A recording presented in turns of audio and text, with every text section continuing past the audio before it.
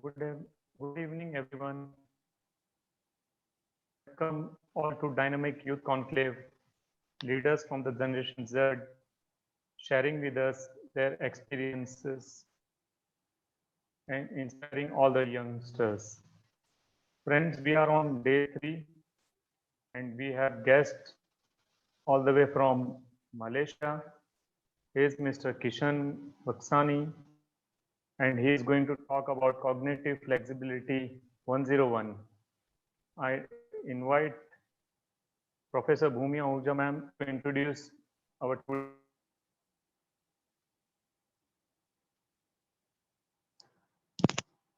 Kishan is a diploma in business. He's a business graduate currently pursuing his law degree from Malaysia. He was the Secretary General of the Asia World Model United Nations 3, which is one of the biggest international MUN conference in the world. During that conference, Kishan and his whole team had organized one of the biggest beach cleanup in Bali during the conference.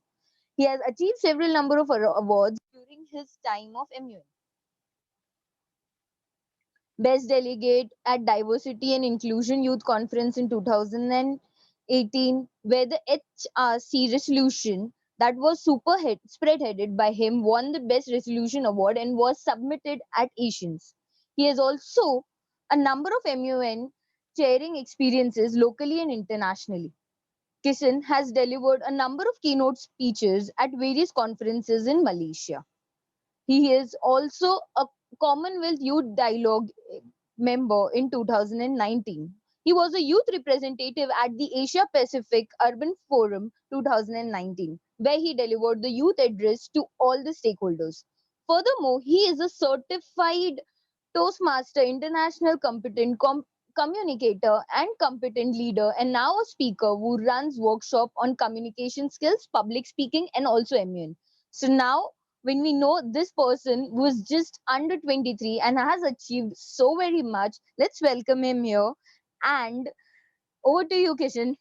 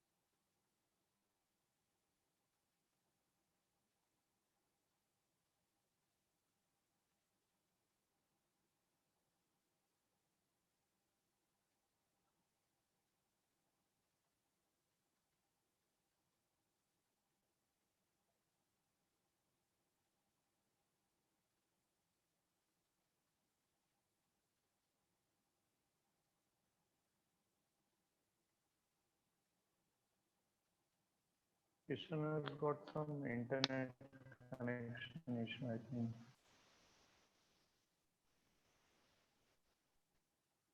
While he joins us in another 2 minutes, I would like to inform every participant who's watching this webinar that please, when you watch the webinar, start posting your questions immediately so that your questions get answered quickly. It happens that when we start answering the questions, then people start, putting more questions, and it becomes very time limited for us to cover all the questions. So it's a request that you start putting up your questions with the movement of the PPT so that we are actually able to cater to you with all your questions.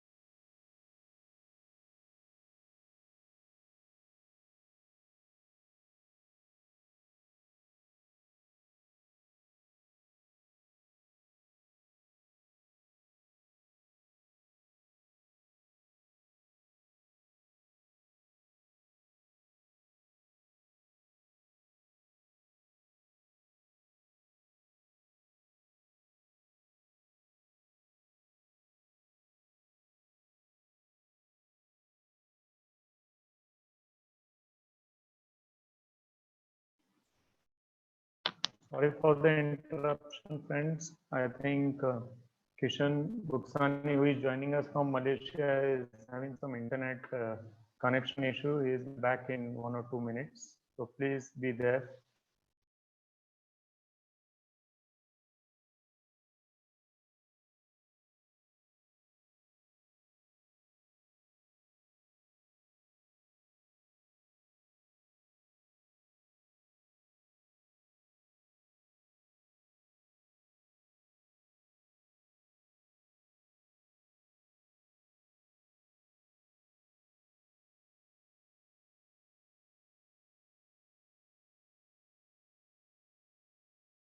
Kishan, Hey guys, can you hear me? start your introduction. Yeah. Okay, can start. All right. Yeah. Okay, just sharing my You screen. can share your screen. Yeah, I'm just sharing my screen. All right, can you all view it? Yes. All right. Okay, hi guys. I'm really sorry about that technical issue just now. My laptop got a little jam. Firstly, I want to thank everyone at Armiet for actually inviting me and actually giving me this opportunity. It's going to be an interesting session today, and I just want to tell everyone that if you have a question later on, please do ask a question. Don't be shy. Don't keep quiet. There's no such thing as a stupid question.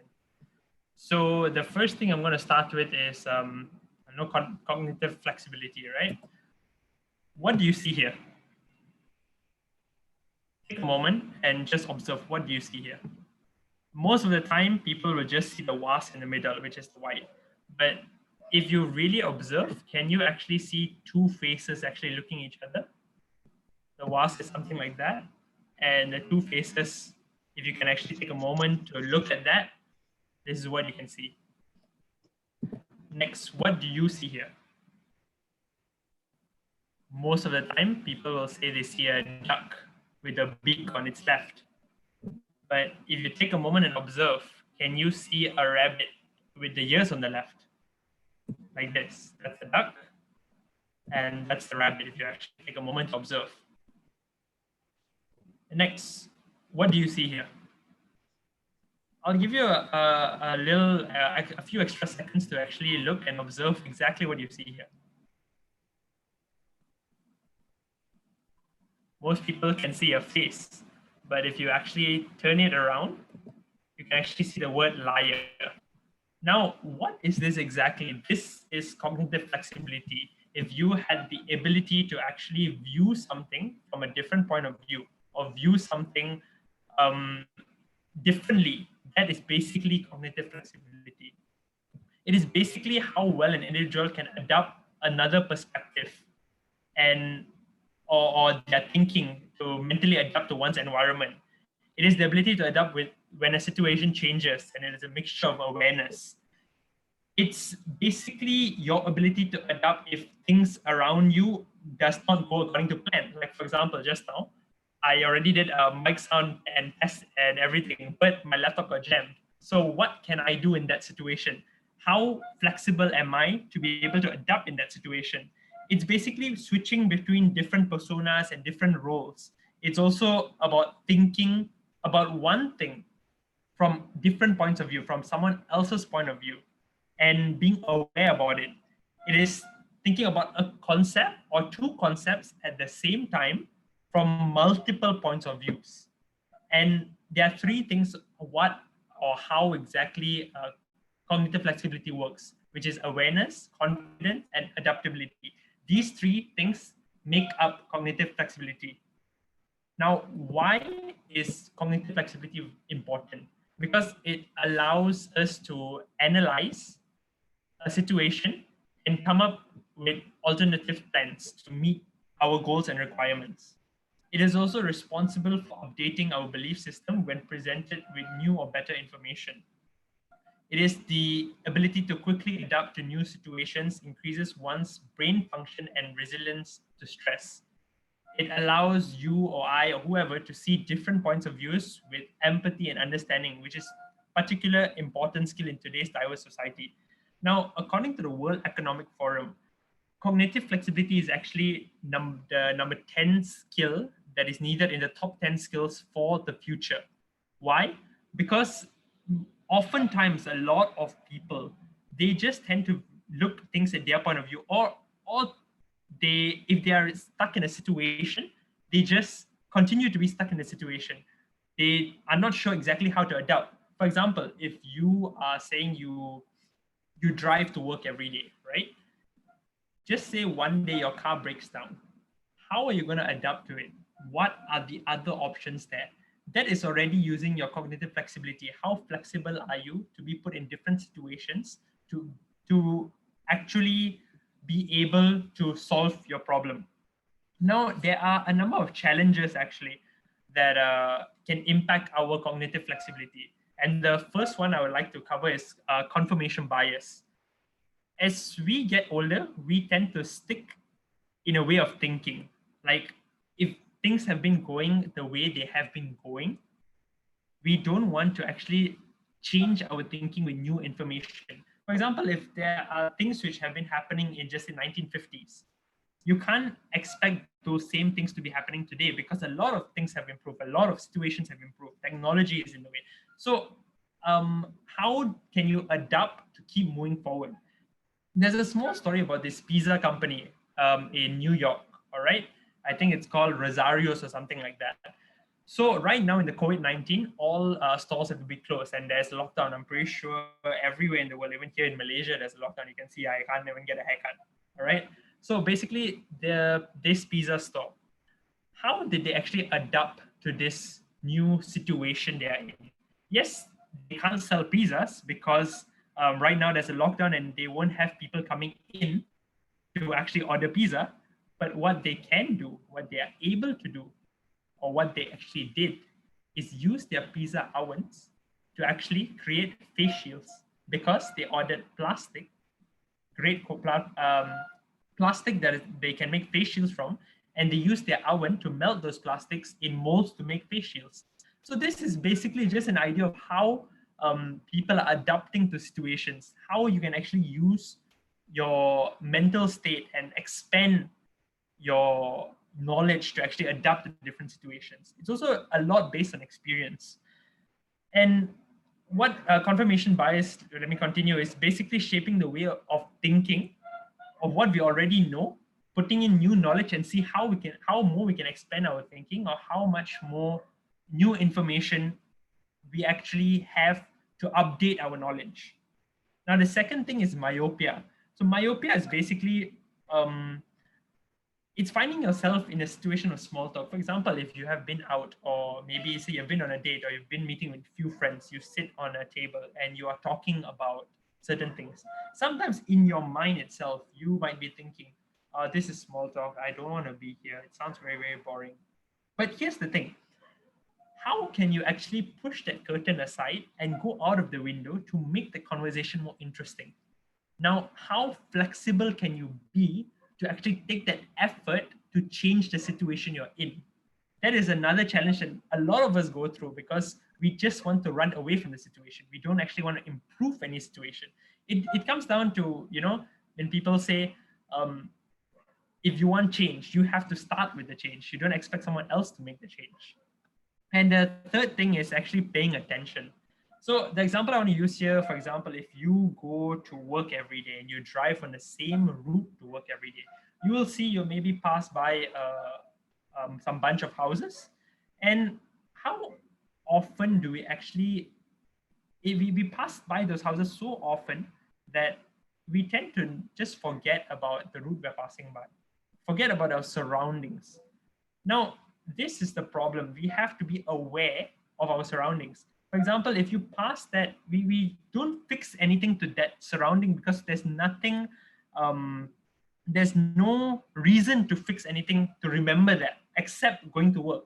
But actually, if you pay attention when you drive on that road, you might just realize beautiful flowers or a nice painted house. You have to open up to see and be aware what's around you. And I'm talking about the little details and the big picture. Sometimes we tend to get stuck with little details and we don't actually recognize the big picture. And sometimes you only look at the big picture and we don't recognize the little details. Now, in any problem you want to solve, sometimes you have to tackle the smaller things, which are the little details, to actually solve the bigger problem. And sometimes there is a big problem that might just solve all small problems if you solve the big problem. So you have to be aware to juggle between the two, right? So the three things which I said I'm going to cover is actually in cognitive flexibility is awareness, challenges, and confidence. So I'm going to start with awareness. What is awareness basically? Now, I want to tell you a story of a traveler, right? So this traveler, he stays near a place where there's a beautiful, there's a mountain to climb on. And a lot of people normally come and they hike that mountain. So one day he decided to hike that mountain. While he was going up hiking the mountain, there was a traveler coming down. He stopped the traveler and he asked the traveler, how was the view from the mountain up there? And basically the traveler told him, the view was nice, but the hike up there is really, really tiring and it's really hard. He said, okay. He moved on, he continued hiking and he met two other travelers and he asked them about their experience. And then later on, he moved on and he asked total of 30 travelers about their experience of how they actually hiked the mountain, how easy is it, how hard is it, and the view from up there. And he realized that every single person he talked to gave him a completely different picture of what they saw, and a completely different way of how they hike, and completely different way of what exactly they experience the journey there. So this is something that we have to be aware that whatever we go through in life, or whatever, it might be the same journey as someone else, but it might be the same destination as someone else, but the journey towards to where we are going, everything that we are taking in, we have to be aware. We have to realize that the little things which we put ourselves to get from one destination to another destination, the awareness, the knowledge we gain in that journey is very, very important to us. And that will actually build our character of awareness also. It is actually possible sometimes to describe things with words, but experiences, no matter how many words you use, you cannot describe it. The only way is actually to be there in that situation at that time and experiencing it for yourself, to build or to strengthen your ability of awareness. And I want to ask you all this question. See, we learn so many things as students today, right? And all of us, not just students, we learn so many things. We learn how plants grow, we learn how atoms work, we learn how our political systems function. But how many times have you actually asked yourself, how much are you aware about yourself? How much do you actually know about yourself? I think this is one question where multiple talks I gave, I asked them and suddenly everybody is quiet.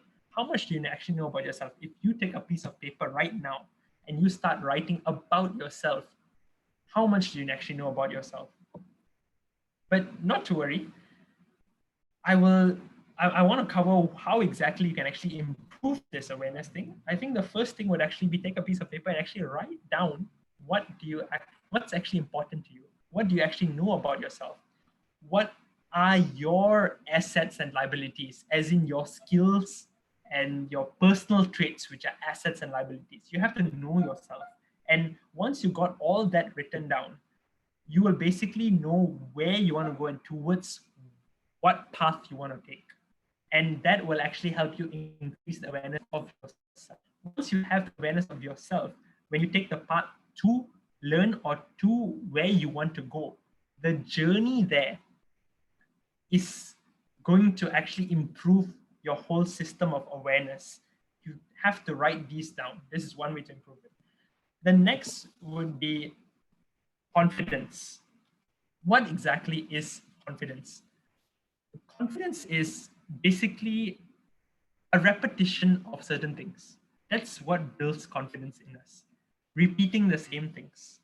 And sometimes when things get a little hard, we normally bail. And we all know that sometimes, most of the time when you want to start something, the beginning is always the hardest. And later on when you continue, you do it for 21 days, it becomes a habit. From that habit, you gain confidence doing the thing over and over and over again. But note this, cognitive flexibility, when you talk about confidence and cognitive flexibility, the difference there is while you're repetitively doing the same thing over and over again, which builds your confidence, try to do that same thing from a different point of view, or try to do that thing from a different way. And you will realize that you are building or expanding your comfort zone. You're building and expanding your knowledge. You're trying multiple ways to do the same thing. And that is one way to gain confidence, because if you do something over and over again, and suddenly one day you find yourself in a different situation, if you have been doing that differently, but for the same, you will be able to adapt to that situation. You will be confident to adapt because you know that was coming. Another thing is self-talk. Self-talk is very, very important. Normally we talk to people, but how many times do we actually praise ourselves for certain things? How many times do we actually celebrate our own victories? I think that is something very, very important. We have to get away from those who want to tear us down all the time. And one thing which I can actually tell y'all is, in the in the moments of positiveness or in the moments that you have achieved something, write letters to yourself, keep those letters. And these letters will come to play a very, very big role in moments when you are down, in negative moments. Take out the letter, read the letters to yourself. Read how much you actually, how happy you were, what you actually achieved at that time. Do not ever put or don't or think that some small victory doesn't matter. The smaller victories take us to the bigger victory. You have to catch yourself when you are good. And always remember, diamonds are built under pressure. So when you repetitively do something and you actually while you're doing it, you will gain confidence. Though you will be under pressure at some times, but every time you're under pressure, you will actually be a better person tomorrow. It's like when you fall down, you might hit your chin, but tomorrow your chin becomes stronger, right? The next is adaptability. That is basically what we've been talking about and what is adaptability. Without confidence and without awareness, we cannot actually be adaptable to certain things. So with adaptability, I think the first thing is always put yourself in what-if situations. Now, what-if situations is taking into consideration, no matter what different ways something can happen. If you have an idea, take all precaution of how or what possibly can happen and think, what would you do in another situation? You will actually expand your mind to think in different manners. Exploration is very, very important. To explore the infinite possibilities, I think this is something many of us have actually heard. Exploring things, talking to new people, going to new places, and actually exploring different ideas and different things actually is a way to actually expand our comfort zone.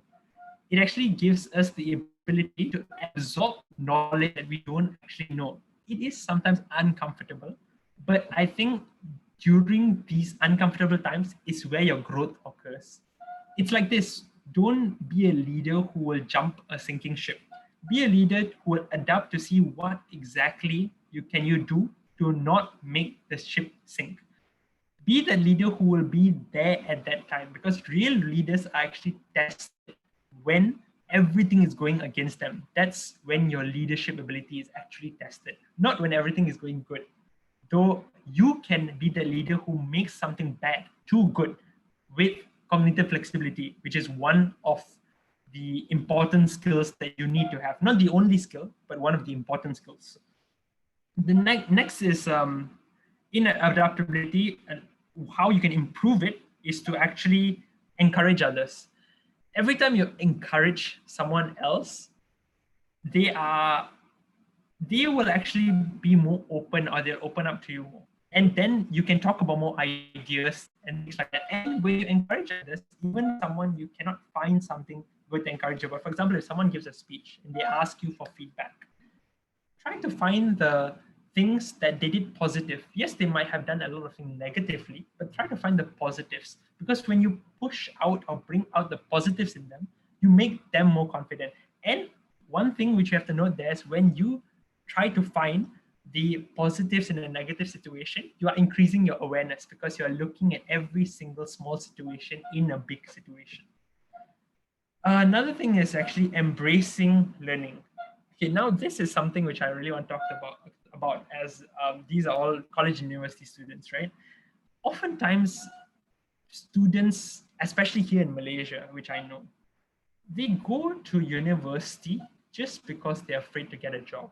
I'm not saying that is wrong, but you have to see the main thing or the main purpose of university, the main purpose of education is to actually improve yourself. Education shouldn't be like a gun held at your head. It should be like a weapon in your hand where you can actually use it to improve things tomorrow. You should enjoy the journey. You should do something to understand it and make sure you know what you're learning, not for the sake of learning it. Remember, the purpose of education is not the degree you're getting, but the knowledge you're gaining. The degree you're getting is just to tell that you are equipped with the knowledge. But don't do everything just to get that piece of paper. You have to it's okay to fail sometimes, but when you have that knowledge, no one can take that knowledge away from you. This is what I'm saying. And that is very, very important for all of us to note. Pay attention, read everything you can, and be open to ideas. There's no such thing as bad knowledge. There's no such thing as a bad idea, because you're just expanding your horizon. You're just expanding what you're gaining. And when you have gained all this, let me tell you, no one can take it away from you. You will have all that. Someone else might have a piece of paper, but no one can take that away from you. Then this is a way to actually improve your cognitive flexibility. I would say the first thing is to alter your everyday routine. Like I said just now, doing things differently. For example, if you go to the gym, right? Say, for example, if you are doing cardio every day, try to try to build muscle. Go to the rack where the weights are and try it. What you're doing is you're actually, like, take your body as an example. You are expanding different areas of your body. You're making your body grow in different areas, not in just one area. That's how exactly your brain is. You need your left brain and right brain to work. So by actually putting yourself in different situations and trying different things, you're actually expanding your comfort zone. You're actually expanding your knowledge, right? Next is seeking new experiences, like I mentioned just now. Travel, meet new people, volunteer, learn a new skill. All these are the most important things. Let me tell you, the most amazing people I have met in my life are the people that I approach first. Most of the best meeting people would be don't want to approach them first. Take that step in front to approach them first. Be the first person to make a move. That is very, very important. These are the people who have given me multiple opportunities. Those people who I approach first. And the more people you meet, the more your network is expanding. And that too is important for your future. The more your network expands, the more different people you meet from different fields. That's how your knowledge is expanding. And from there, you can think from a different situation or put yourself in a different position. And that's how you expand yourself. You expand your knowledge. You expand your whole cognitive flexibility. You become more flexible. The next is thinking creatively.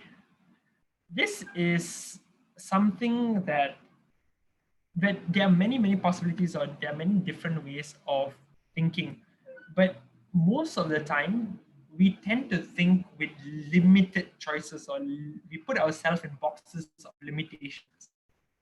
And we have to try to, they say, think out of the box sometimes.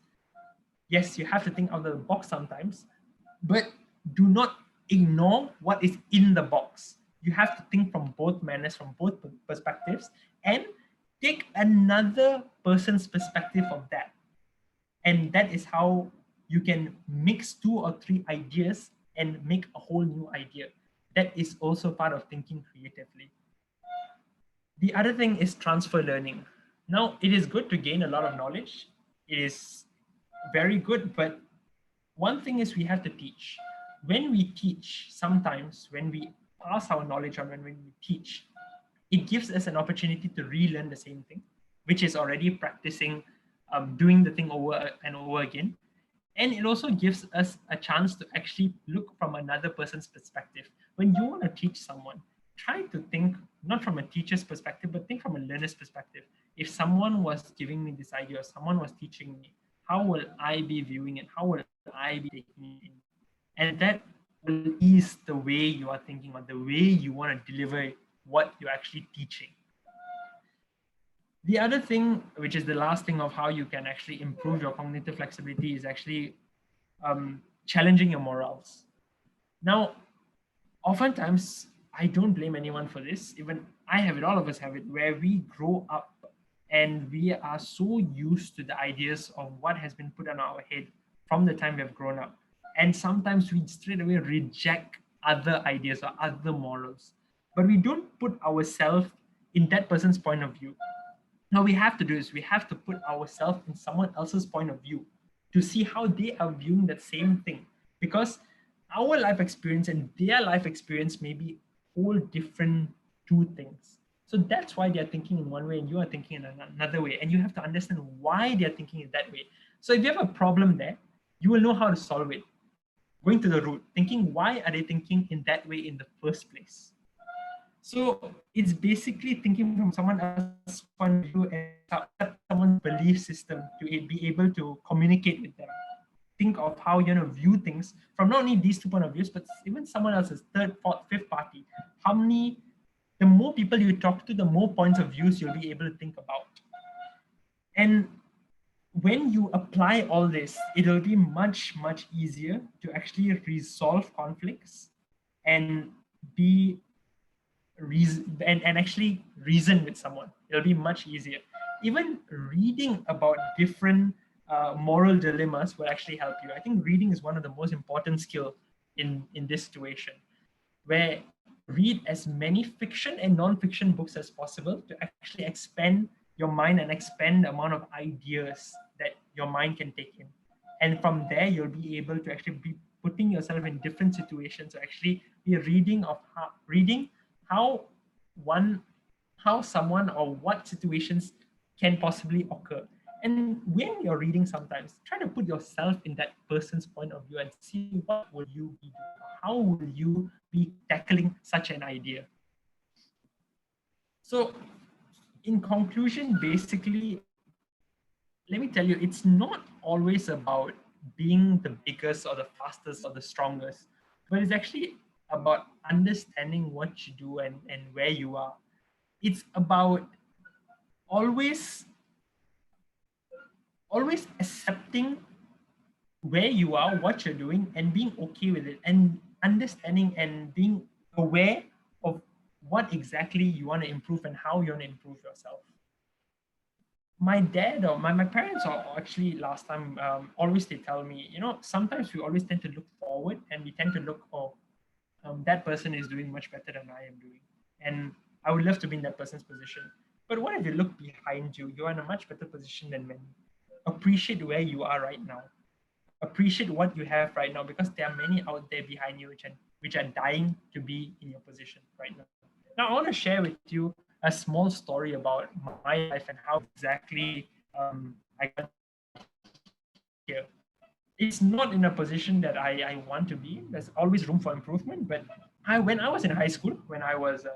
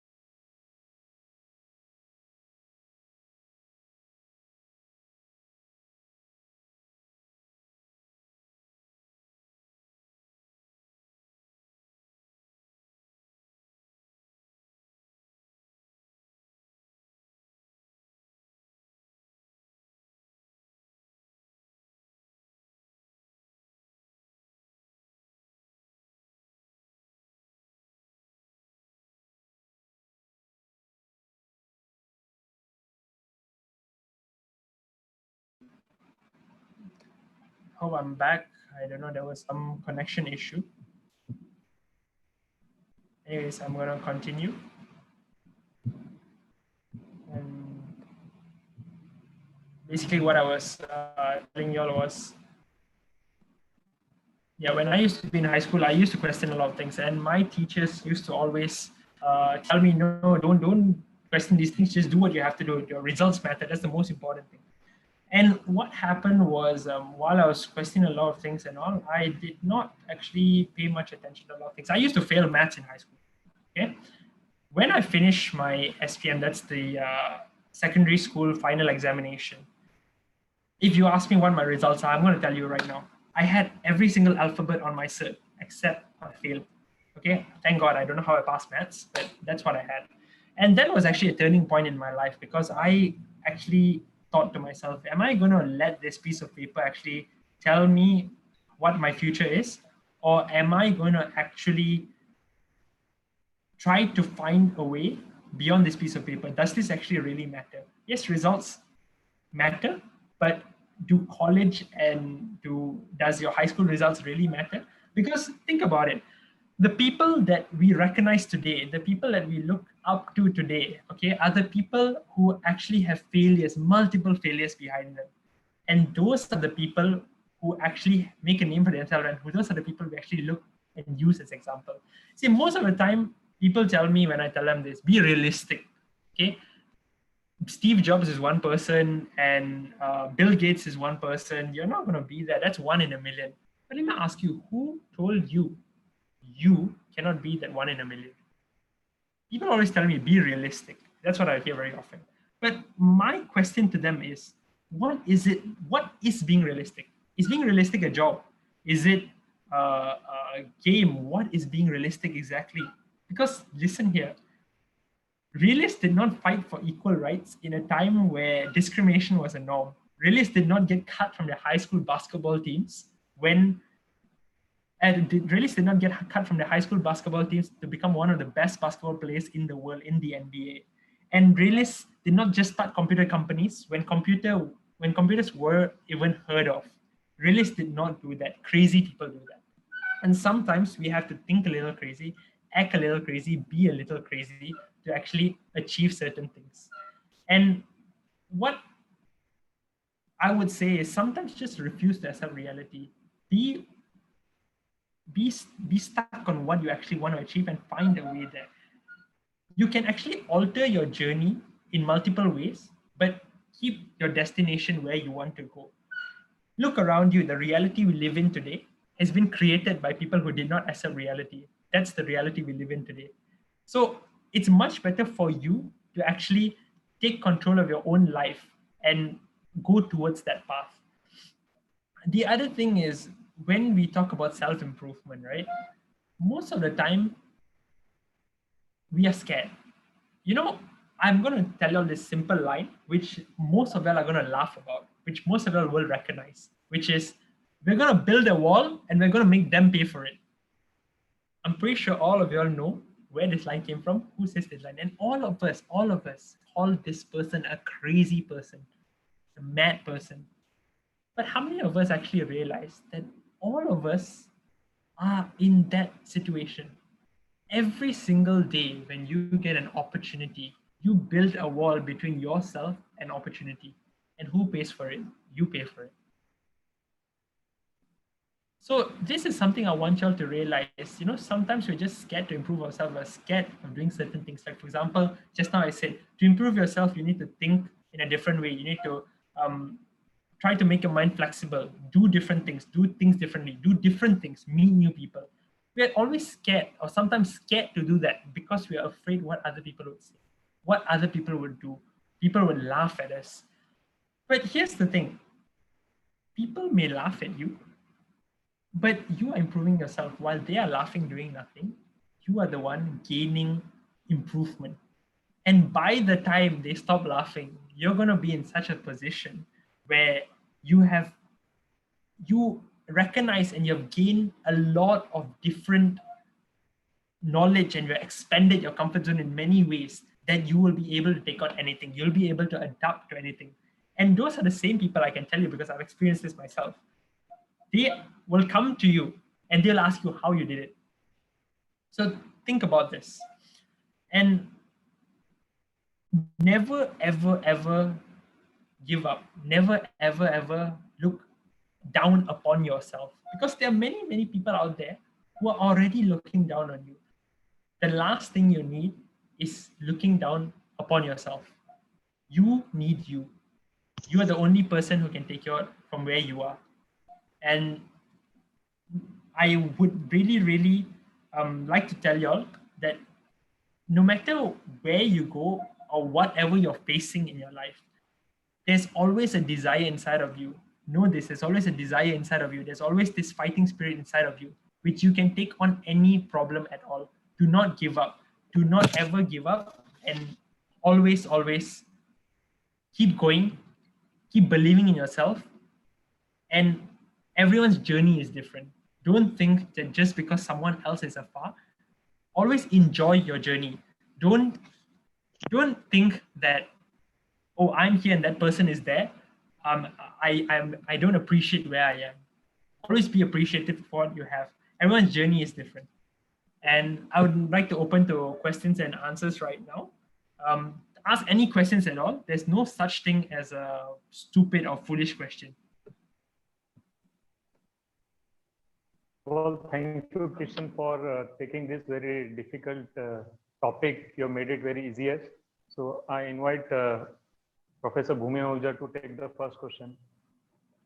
Well done, SG. Thank you. Okay, the first question is how right it is to praise about oneself.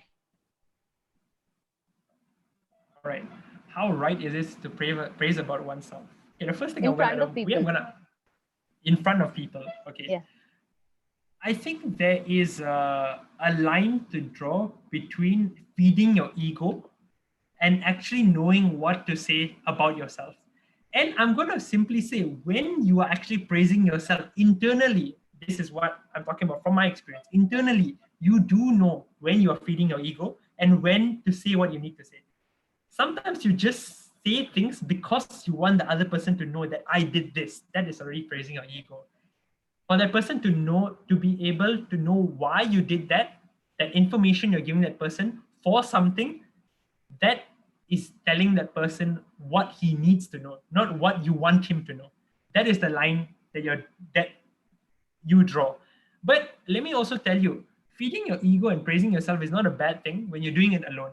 That is needed. That is needed, especially in a society today where you look at our Instagram feeds and you look at the social media out there. There's so much of toxic out there. I'm sorry to use the word, but so much of toxic out there that sometimes you need to keep yourself in check, and you need to keep yourself that you are enough, you are doing well, and you are doing great. Because there's so many things out there that sometimes people say, oh, I'm not enough because of what they see on social media. But just know that on social media is not always the situation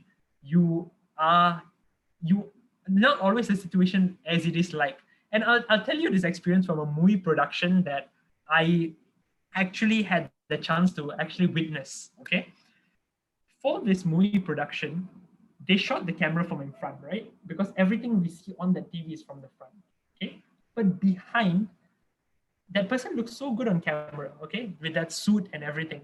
But behind, okay, how many pins they have to make him look good on the camera, we can't see. That is exactly how social media is. You can see what everything is in the front, but you cannot see exactly what's happening behind you.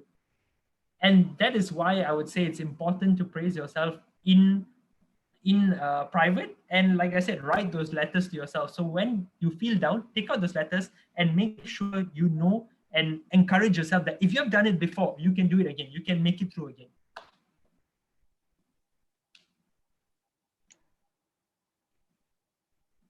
Yeah. Okay, the other question was if you are in a do and die situation, how do you deal with that? Okay, do and die situation in the terms of? Oh, that is nothing specified. It's like you are stuck in a situation which is completely either do or die. So how do you deal there? Okay, when you're stuck in a situation of do or die, this is exactly where your cognitive flexibility comes into play. This is exactly how much of experience you have experienced.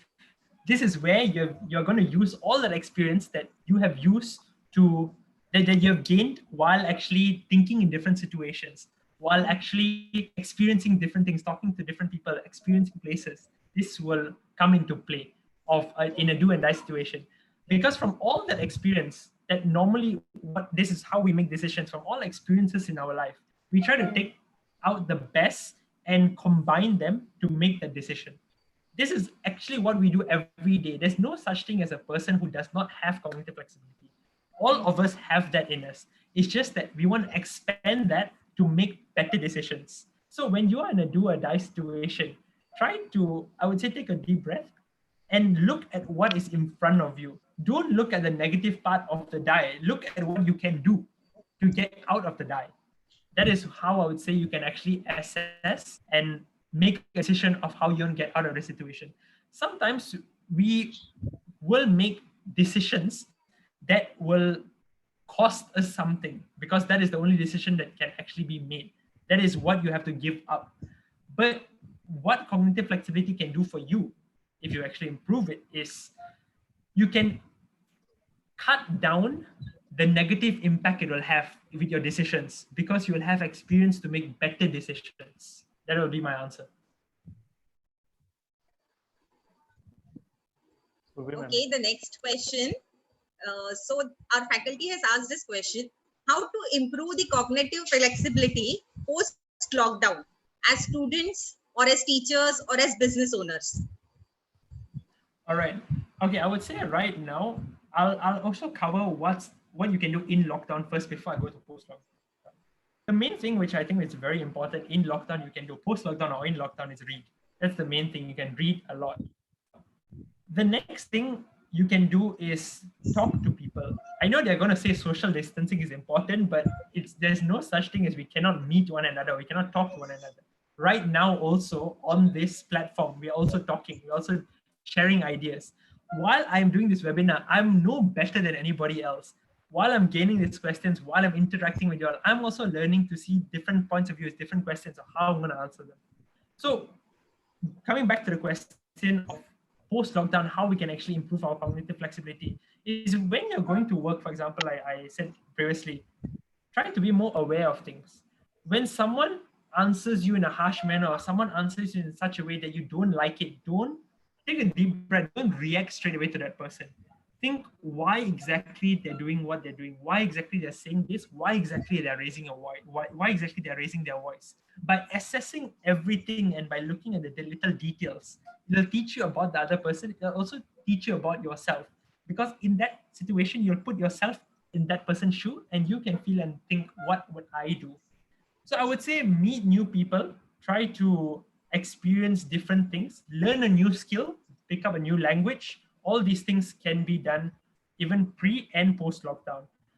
In terms of business owners, like I said, that restaurant in Italy, in New York, I mean, how they actually took the whole different thing and a whole different idea and put it to use in their advantage. So this is what I would tell business owners. I mean, I've spoken to business owners recently, a few business owners, and a lot of them tell me, oh, business is bad. I don't know what I'm going to do after lockdown.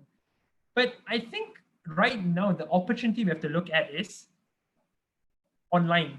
How can you go online? How can you take your business online? It might be an opportunity for you to actually increase your sales. You never know. Every dark cloud every time has a silver lining. Yes, you might be put out of business, but see how you can actually, what parts you can actually take. Maybe you can start something new. Be open to every single idea. Don't be stuck in that same old mindset. Expand your mind. I'll share with you a story about Netflix, how Netflix came about.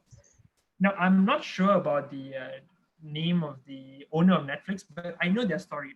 So I'm pretty sure all of you know Blockbuster, right? Blockbuster before this was the best, it was a hit, okay?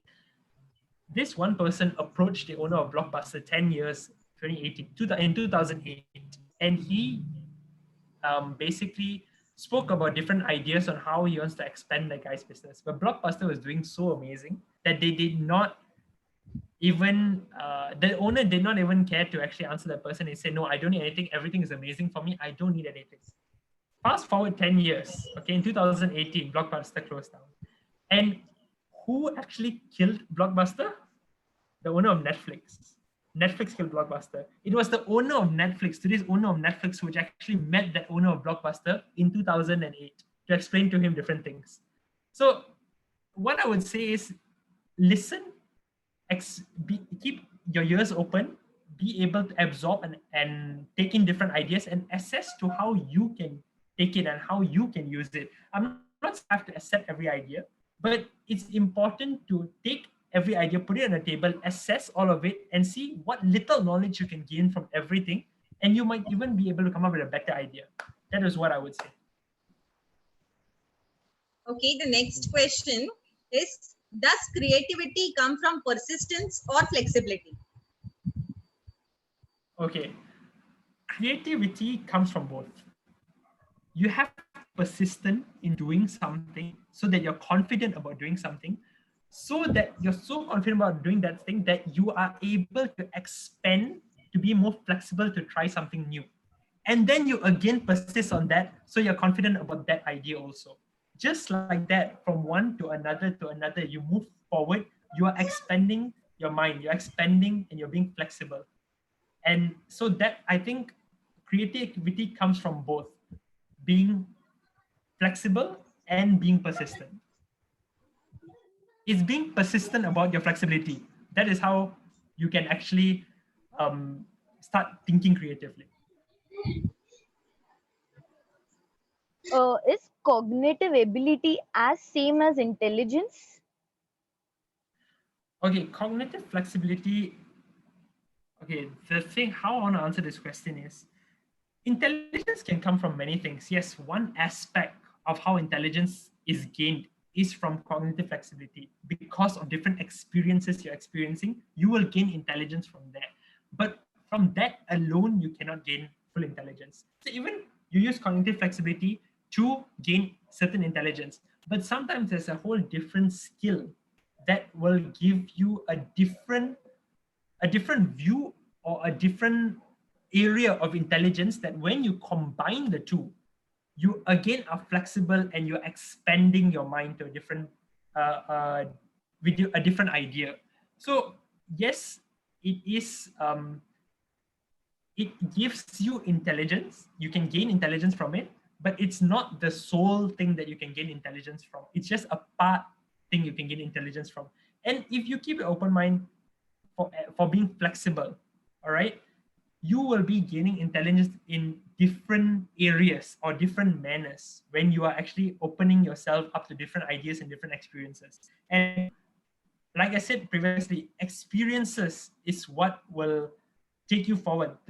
Always enjoy. Yes, you can keep your destination there, but remember, what builds your character is the journey towards your destination. That is very, very important to note. Don't just always want to reach there, but think about what you learn along the way and what you can do, what you actually gain and learn along the way, which will build you and shape you. That sometimes when you already reach a destination, you want to reach even further up because of what you've gained along the way.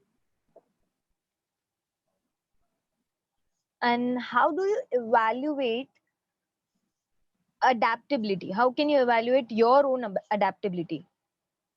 Yeah, I think that's a very, very simple answer. If you were scared to do something today and you put yourself forward and you're less scared to do it tomorrow, you're already adopting something. That is the easiest way of measuring. I think all of us have this instinct inside of us that we can actually measure ourselves. If you're scared of doing something and you actually take the step to actually do it and you keep doing it, and as time goes by, you're becoming less scared of it, or you're not scared of it, or you're willing to try something new or to move to something else after achieving this, you're already being flexible, you're already adapting to it. I think that's a self measure, and that's the easiest measure all of us have. But here you have to be completely honest to yourself. Don't be scared of it and move on to something, and then after that say, no, I already covered that, but you're still scared to do it. That is not actually measuring yourself. That is just moving on and leaving it aside. That's just throwing in the towel. If you are doing something tomorrow and you're less scared, you're scared of doing something, and you take the step to do it, and you're less scared as you do it, that's already measuring yourself. You already know that you are being less scared. You're already improving. You're already being more flexible. Okay, it's the last question. It's from me to you. I've seen you achieve massive at the age of 23. You were already Okay. secretary general at two places where I know you have to handle 1,500 people from their state to food to conference, their city tour, and so many things. Everybody who has been part of MUN, they know how much struggle it is.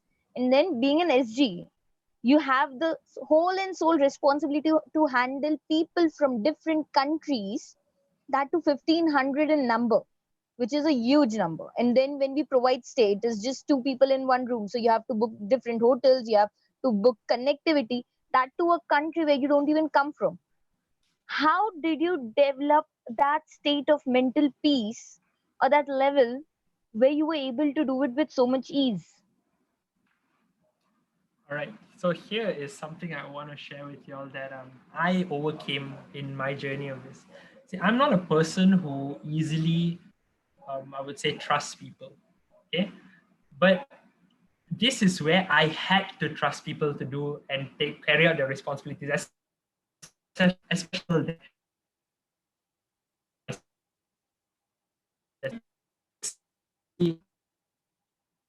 my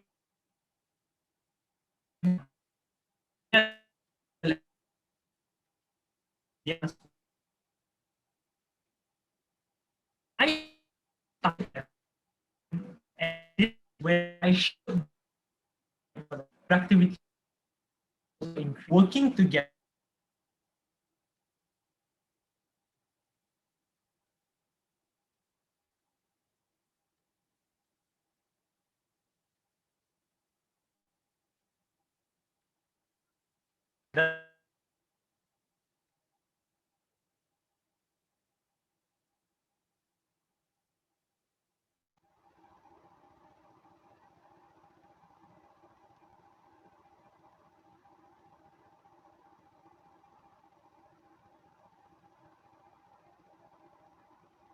Just continue. Line cut again. So I would say, yeah, um, being able to work with people and trusting them, trusting people. I think that was the important skill for me to learn. And that's how exactly I even overcame my fear of trusting people and managing them and talking to them. You see, when you share, one thing about managing teams, which I work from this whole situation is sometimes you cannot treat them, oftentimes, most of the time, you cannot treat them like you're ordering them. You have to show the human side of you to actually be able to connect with them on a certain level. Don't show that you're higher than them. Show that you're in the same position as them, that you understand what they have to go through, they understand, and come to them and talk to them on a personal level about different things. When you show empathy in that way, even people would want to do and would want to achieve what you want to achieve. They want to go through the whole journey together with you. I think this is one important thing which I used to actually overcome and be able to actually solve all that.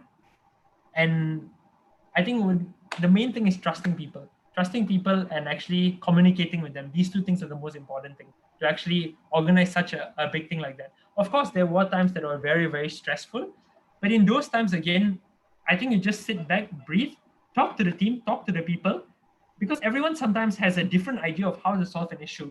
Your own idea isn't enough because you only have one brain. When you put multiple brains on the same situation of how to solve it, sometimes my idea and someone else's idea is it's not the same, but when you combine the two ideas, you will be able to solve a situation. And I think being able to be flexible towards people also helped me to actually overcome this. That would be my answer. Always show gratitude.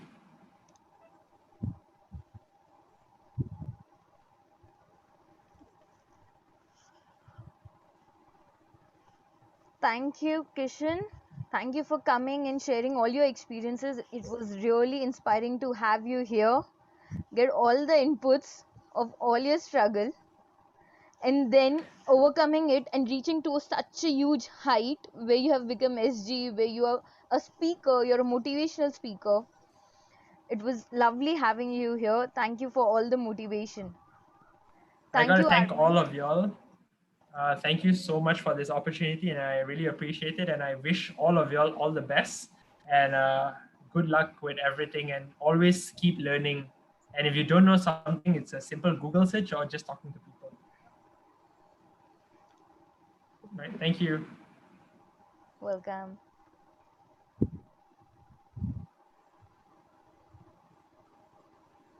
Okay, I'll be leaving now. See you guys. Thank you, sir.